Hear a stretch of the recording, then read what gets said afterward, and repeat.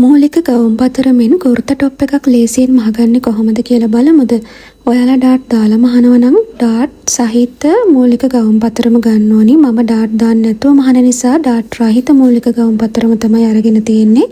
ඔයාලා ඉදිරිපසට ඩාට් නොදා පිටිපසට ඩාට් දාලා මහනවා නම් ඉදිරිපස ඩාට් රහිත මූලික ගවුම් පතරමත් පිටිපස ඩාට් සහිත මූලික ගවුම් පතරමත් ගන්න. කුර්තා টොප් වලට සම්මත උසක් නැහැ. ඔයගොල්ලන්ට දණහිස මට්ටමට ගන්න පුළුවන් සම්පූර්ණ දිග ගවුමේ උසට ගන්න පුළුවන්. දණහිස මට්ටමත් සම්පූර්ණ දිග ගවුමත් අතර මැදකට ගන්න පුළුවන්. එහෙමත් නැත්නම් ඔයගොල්ලන්ට උකුල මට්ටමත් දණහිස මට්ටමත් අතර මැදකට ගන්න පුළුවන්. ඔයගොල්ලන් කැමති උසකට ගන්න. 60 පළල කට්ලෝන් මැටීරියල් එකෙන් යාර එකමාරක් තමයි මම අරගෙන තියෙන්නේ. බලවාටිය උස විදිහට අරගෙන රෙදි කොටස පළලෙන් දෙකට නමා ගන්න කන පිට පැත්ත උඩ අතට එන විදිහට.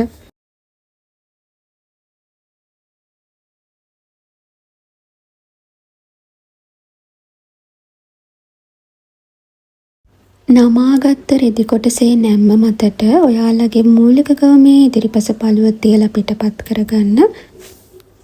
මම මේකේ කර වෙනස් කරගන්න නිසා කර පිටපත් කරගන්නේ නැහැ. අනිත් කොටස විතරයි පිටපත් කරගන්නේ. ඔයාලට මං කව මූලික කරවල් ටික වෙනම හදලා තියාගන්න කියලා. එතකොට අපිට ලේසියෙන් අපිට කර වෙනස් කරගන්න පුළුවන් අපිට අවශ්‍ය අවස්ථාවන් වල. මම මේකට බෝට්ටු කරක් දානවා. ඔයගලන්ට කැමති කරක් දාගන්න පුළුවන්.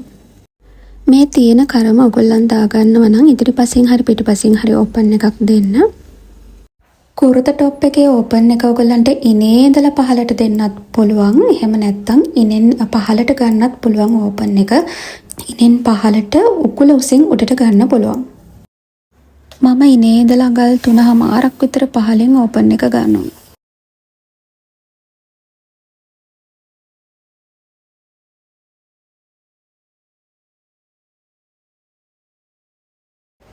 ඔයාලට අවශ්‍ය නම් මේ වාටිය කෙළවරේ ඉඳලා අඟල් භාගයක් අඟලක් විතර වැඩි කරලා උකුල මට්ටමට ප්ලේ කරලා හදා ගන්නත් පුළුවන්. මේ විදිහටම ගන්නත් පුළුවන්. මම ගන්නේ මේ විදිහටමයි.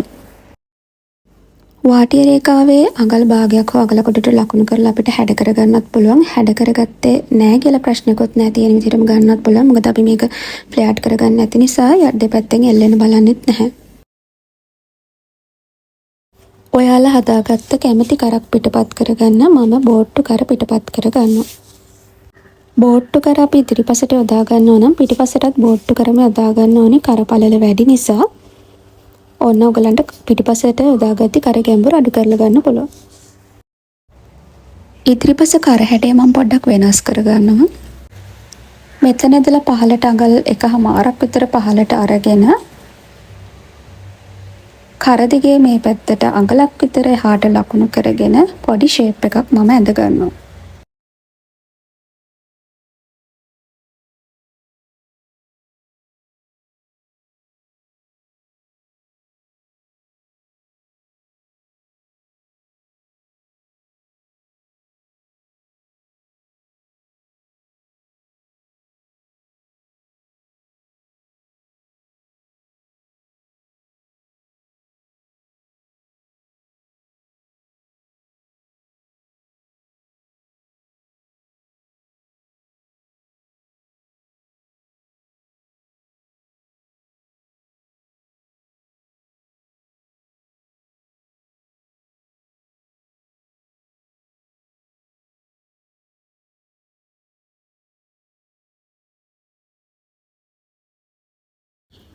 තව රෙදි කොටසක් දෙකට නමලා මම නැම්මට තියලා පිටිපස පළුව කපා ගන්නවා.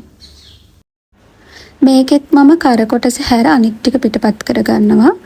ඉදිරිපසට බෝට්ටු කර දානවා නම් පිටිපසටත් බෝට්ටු කරක්ම දා ගන්න ඕනේ. කර පළල වැඩි නිසා ඔයගොල්ලන් වෙන සාමාන්‍ය කරක් දා ගන්නවා නම් මේ තියෙන කරම භාවිතා කරන්න පුළුවන්.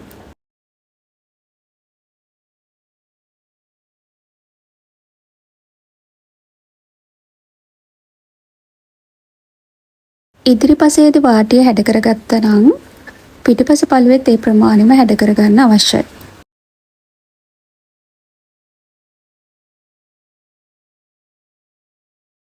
ඊළඟට අපි කරවල් වලට පේසින් කපා ගමු. රෙදි කොටසක් දෙකට නමාගෙන ඉදිරිපස්සේ කරේ නැම්ම මේ විදිහට තියාගෙන කර පිටපත් කරගන්න අඟල් 2ක් හෝ 2.5ක් පළලට පේසින් කපා ගන්න. ඉදිරිපස කරට සහ පිටිපස කරට පේසිං කොටස් දෙකක් කපා ගන්න. ඔයාලා කපා ගන්න පේසිං කොටස් වල පේපර් ස්ටිප් අලව ගන්න. දැන් මම අද අලව ගන්නේ නැහැ. ඔයගලන්ට මේ වගේ විශේෂ මේ වගේ තුනී රෙදි වල පේපර් ස්ටිප් අලව ගත්තේ නැති වුණාම අපිට කර නීට් එකට ලස්සනට ගන්න අමාරුයි. ඒක නිසා මේ පේපර් ස්ටිප් කොටසක් අලවලම ගන්න. පිටිපස කරටත් මේ විදිහට පේසිං කොටසක් කපලා ගන්න. ඉතිරි වුණු රෙදි කොටසක් මම බලවාටි උස විදිහට අරගෙන රෙද්දේ පළල පැත්තෙන් රෙදි කොටස දෙකට නමාගෙන පප්පත තමයි මම මේකට භාවිතා කරන්නේ. ඉතින් ඕගොල්ලන් ඉගෙන ගත්ත ඔයාලට කැමති එකක් මේකට භාවිතා කරන්න පුළුවන්. අත් කොටස් දෙකක් කපලා ගන්න. මම මේ කුර්තා টොප් එකේ අංශය ඉදිරිපස සහ පිටිපස අංශය වෙන වෙනම ඕලොක් කරගන්නවා. ඔයාලට ඒක මේ විදිහට කරගන්නත් පුළුවන්. වෙන වෙනම ඕලොක් කරගන්නේ නැතුව මුලින් අත ඇල්ලුවට පස්සේ ඔයගොල්ලන්ගේ ඕපන් එක ළඟට මහලා ඊට පස්සේ ඕලොක් කරගත්තේ ඔයගොල්ලන්ගේ ඕපන් එක දෙන තැන ඉඳලා අඟල් දෙක තුනක් උඩින් ඕලොක් කරන එක නවත්තලා එතනින් පොඩි කට් එකක් දාලා දෙපැත්ත අනිත් දෙපැත්ත ඒ කියන්නේ ඉදිරිපස සහ පිටිපස පළුව වෙන වෙනම ඕලොක් කරගන්න ඕනි පහළට.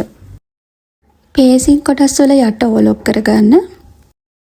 ඇඳුමේ හොඳ පිට මතට පේසිං කොටසේ හොඳ පිට තියලා කර මහගන්න.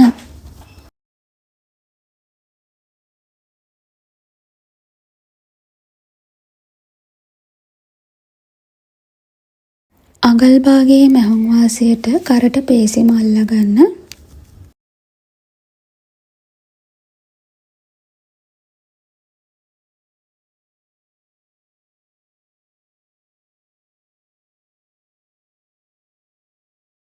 කරට කට් මාක් දාගන්න.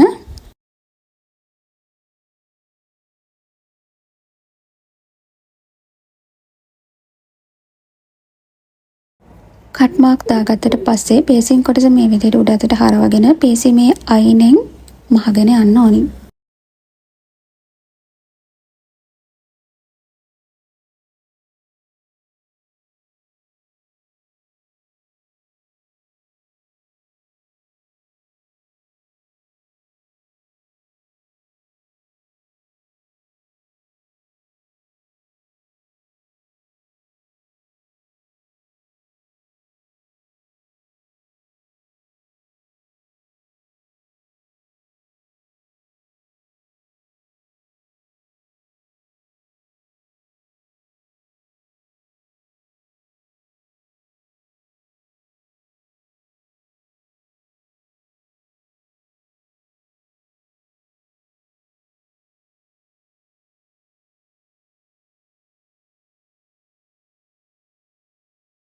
ඉතිරි පස කරටත් කට් මාක් දාගෙන හැරවුම් මැස්ම දාලා අයන කරගන්න. ඇඳුමේ හොඳ පිට මත හොඳ පිට තියලා උරහිස් දෙක අඟල් භාගයේ මැහුම් වාසියට මුට්ටු කරගන්න ඕනි. මේ විදිහට තියාගෙන ඔයගලගේ ඉදිරිපස පේසිං කොටස මෙන්න මේ විදිහට පිටිපස පැත්තට හරවලා අඟල් භාගයේ මැහුම් වාසියට මහගන්න. එතකොට ඔයගලන්ට උරහිසේ මුට්ටුවේ මැහුම් වාසියක් එළියට නොපෙනෙන විදිහට මහගන්න පුළුවන්. මහලා ඔලොක් කරගන්න අඟල් භාගයේ මැහුම් වාසියට මහලා. අතේ වාටිය අඟල් භාගයක් නමලා නැවත අඟල් භාගයක් නමලා මහගන්න. අතේ උඩ කොටස මැෂින් එකේ නූල් වල රැලි කරගන්න. පෆ් හතක් නම් ඔයගොල්ලෝ දාගන්නේ. උරහිස මෝට්ටුවට ඔයගොල්ලන්ගේ අතේ කට් මාක් එක තියෙන තැන තියලා පින් එකක් ගහගන්න. ඉතින් මේකේ රැලි ටික මම උරහිස මුදුනට වෙන්න තමයි ගන්නෙ. ඊට පස්සේ ඔයගොල්ලන්ට පුළුවන් අත වටේට පින්ස් ගහගෙන අඟල් භාගයේ මැහුම් වාසියට අත මහලා ඔලොක් කරගන්න.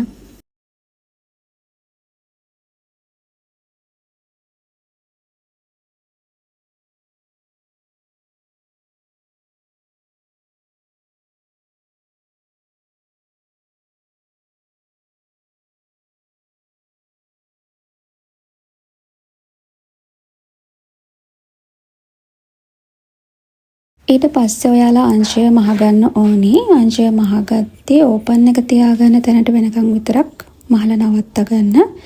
මේක මම දෙපැත්ත වෙන වෙනම ඔලොක් කරගත්ත නිසා අත වෙනම ඔලොක් කරගන්නවා.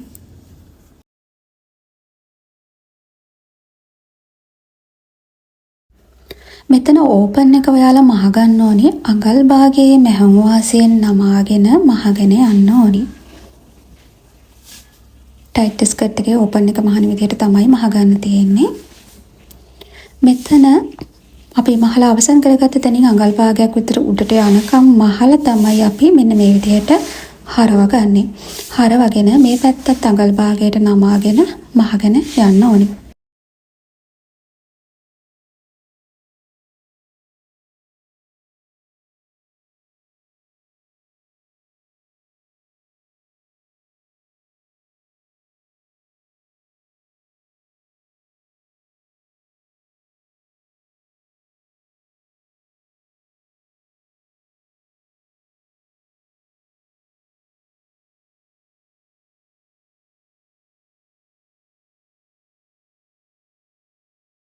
මෙතන ඔයාලා හරවගන්නකොට ඔයගොල්ලන්ගේ ඉදිකටුව රෙදි කොටසට වැදිලා තියෙදි තමයි හරවගන්නේ. නැත්තම් එතන ලස්සනට මේ කොටු හැඩේ එන්නේ නැහැ. හැඩය වෙනස් වෙනවා.